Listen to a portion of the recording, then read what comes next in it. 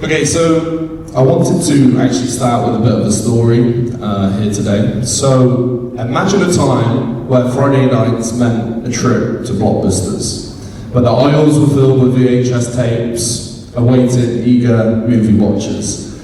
See, I'm sure you guys remember Blockbuster. Blockbuster was the king of movie rentals, a true cultural phenomenon.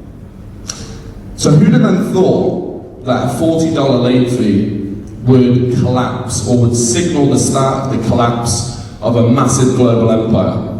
And this is where this chap enters the room, Reed Hastings. And Reed Hastings was returning Apollo 13 to a Blockbuster store and got incurred a $40 late fee charge.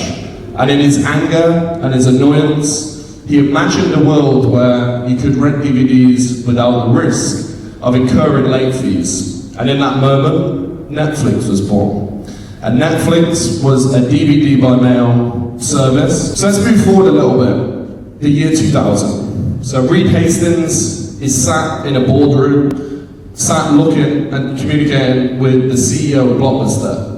And he's pitching the CEO of Blockbuster that Netflix, well, that Blockbuster should acquire Netflix and that Blockbuster should rebrand as Blockbuster Online.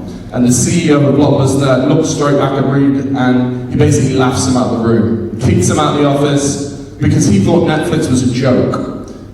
Reed was offering Netflix to Blockbuster for $50 million. Now the thing is, the reason why that was the case is the CEO of Blockbuster basically thought that people enjoyed the experience of coming into the store, that looking at the film, there was an experience, you could buy some popcorn, and they completely neglected the potential and the fact that people are actually incredibly lazy. So, as the years pass, Netflix dominance starts to come to the forefront, especially when they implement the streaming online service. We move forward to 2010, and 6,500 stores is now one store, and Blockbuster's declared bankruptcy. And fundamentally, they went from an empire to rubble in less than a decade, and actually in like 2 years, from empire to complete rubble.